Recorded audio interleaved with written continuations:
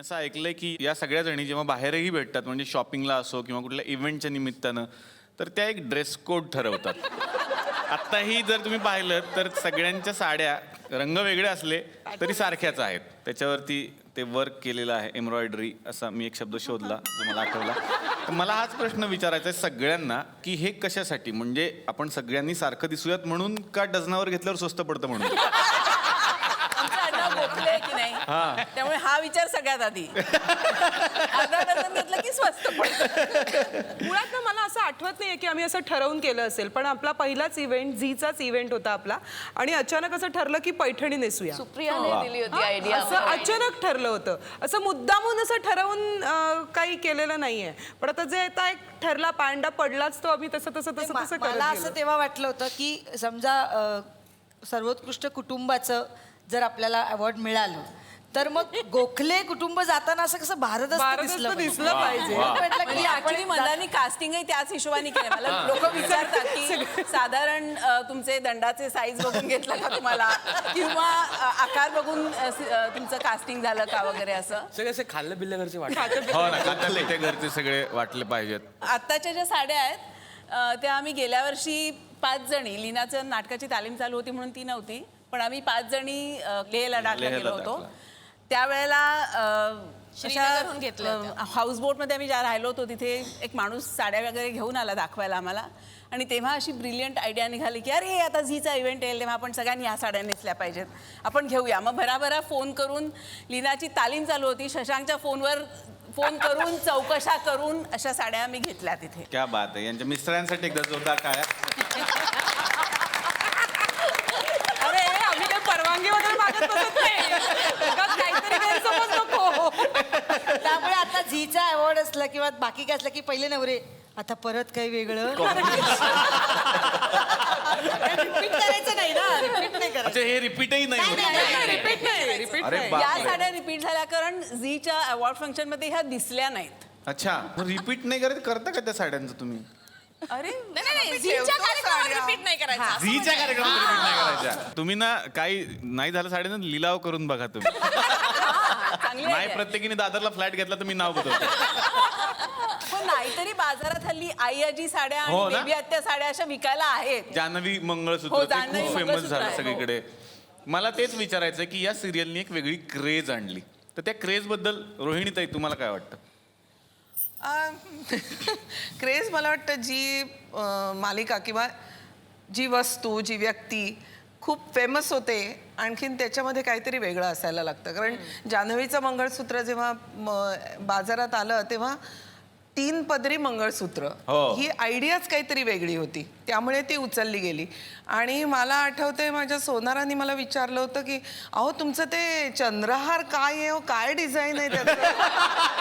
म्हटलं तुम्हाला का पाहिजे, तुम्हाला माहित नाही का? अहो नाही, तो तुमच्या सिरियल मधला चंद्रहार कोणाला तरी पाहिजे म्हणून मी फोटो काढून त्याला पाठवला होता. त्यांनी केला किंवा नाही मला माहिती नाही. आम्ही ठाण्यात शूटिंग करत होतो तर एक बस कंडक्टरचं काम करणारे जे कंडक्टर आहेत ते आले आणि ते म्हणाले अहो काय तुमच्या सिरियलनी वेळ लावला आहे आम्हाला.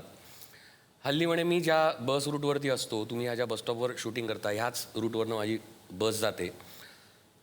तर म्हणे एकदा एका आजींनी माझ्याकडे एक जान्हवी बसस्टॉप द्या असं तिकीट मागितलं. जान्हवी बस स्टॉप द्या. म्हणजे तुम्ही आता आम्ही सिरियल ज्या- मध्ये जो बस स्टॉप बस स्टॉप दाखवतो, हो. तो खरा असतो? हो तो खरा. आम्ही ठाण्यात शूटिंग करतो त्याचं. वा वा वा वा. आम्ही ज्या हॉटेलमध्ये शूटिंग करतो ते रिअल हॉटेल असतं, ते आम्ही कुठे अशी 4 टेबल लावून असं करत वा. नाही. त्याच्यानंतर बसस्टॉप एक्सटिरियरची लोकेशन्स हे आम्ही रिअल लोकेशन्सवरती करतो.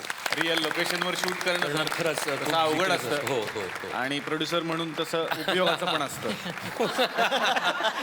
कलेच्या माध्यमात जेव्हा आपण एखाद्या कलाकृतीचं किंवा एखाद्या गोष्टीला जेव्हा आपण रिलेट करतो ना तेव्हा ती फेमस होते. म्हणजे एक एकत्र कुटुंब पद्धती आहे आणि त्याच्यात बेबी आत्या म्हणतात एक चहा कर ना गं थोडासा आलं घालून, हे लगेच लोकांना आपलंसं वा. वाटतं. जेव्हा आपण असं म्हणतो ना की माझ्या डोक्यावर 50 कोटीचं कर्ज आहे तेव्हा ते लोक मध्यमवर्गीय ते रिलेट नाही करत. आमच्या नाटकाच्या वेळेला एक 4-5 बायकांचा ग्रुप आला होता. तो आम्हाला सांगत होता की ही सिरियल बघितल्यानंतर आमच्या सासू आमच्याशी चांगल्या वागायला लागल्या. वा, वा, तर ही वा. खूपच पॉझिटिव्ह गोष्ट मला वाटते सिरियलने एखादी दिलेली. क्या बात आहे. खरंच क्रेज आली पण म्हणजे जसं आई आजींची साडी, श्रीची दाढी. हो ती एक फेमस झाली. श्री तुला आला असेल ना अनुभव की अशा पद्धतीनं मुलं. सलून मध्ये फोटो बघितलाय मी तुझा मी कधीच खोटं बोलत नाही तुला माहिती नाही पण मला सुद्धा म्हणजे नाटकाचाच विषय, कारण नाटकाला पुण्यालाच एक मुलगा आला आणि त्यांनी मला शर्ट्स दाखवले. त्यांनी 4 शर्ट्स काढले. श्री जसे शर्ट्स घालतो ना तसे मी सगळे शर्ट्स घेतलेले आहेत. वा. असं त्यांनी मला दाखवलं. दाढी त्यांनी तशीच ठेवली होती. किंवा आणखीन एक याला जोडून आणखीन एक किस्सा सांगेन. सिरियलची अटॅचमेंट इतकी आहे. माझा एक ऑस्ट्रेलियातला मित्र, त्यांनी मला फोन करून सांगितलं की आता प्लीज काहीही झालं, दुसऱ्या सिरियल्स आल्या, काही झालं तरी तुमच्या सिरियलची वेळ बदलू नका किंवा हे स्ट्रक्चर असंच ठेवा, कारण ह्या सिरियलनुसार आम्ही आमचं आयुष्य डिझाईन केलं आहे वा, वा, आता. वा. त्याच्या आजूबाजूला आम्ही इथे जगतो. वा वा वा. पण आज मला खूप छान वाटलं की सगळेजण आज थुकरटवाडीमध्ये आलेले आहेत. आत्तापर्यंत सगळं सुरळीत चाललेलं आहे. काय सुरू चाललंय काय सुरू चाललंय अरे सर या. बनकर अरे सर नमस्कार. काय सुरू चाललंय असे उभा दिसाल सगळ्यांना. मला सांग इथं तेजस्वी प्रधान कोण आहे? हा म्हणाल शिका ते पहिलं. तेजश्री प्रधान कोण आहे? 1 मिनिट. आता तू म्हणशील तुम्हाला कोण वाटतं? हा. त्याच्यावर मी म्हणन ह्या वाटतात. त्याच्यावर तू माझा अपमान करशील, मला म्हणशील माहिती आहे तर मग का विचारतो? तसं नाही. यावेळेस मी पाठ करून आलोय. त्यांच्या विरुद्ध गुन्हा दाखल झालाय. आता तू म्हणशील कुणी गुन्हा दाखल केला, का दाखल केला, कशाने दाखल केला, कुणी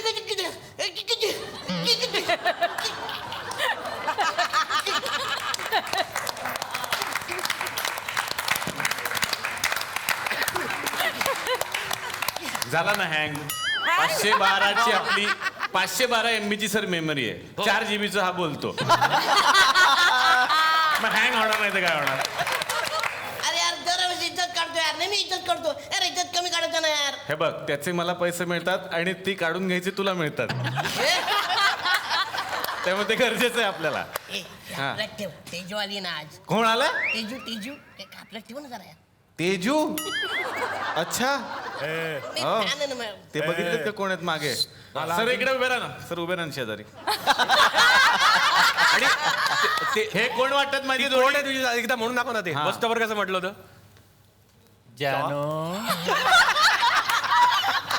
ह्या जोडीकडे बघून मला काय आठवलं माहितीये का? चाचा चौधरी आणि त्यांचं साबू. यार किती इज्जत काढशील यार. मला अजून जमलेलं नाहीये, बघ प्रयत्न प्रयत्न करून बघा. हा तुमचे आहेत तेवढे जातील करा. तेजस्विनी मॅडम हा. तुमच्या विरुद्ध अटक वॉरंट आणलाय. अरे लव्ह लेटर आणल्यासारखं काय देतो? ते नीट वाचून घ्या. अटक वॉरंट आणले मला काय? अटक करण्यात येत आहे. हा गुलाबी स्केच पेन ते पण. हे बघ. बरं तुम्ही मला पोलीस स्टेशनलाच न्याल ना अटक करताय म्हणजे?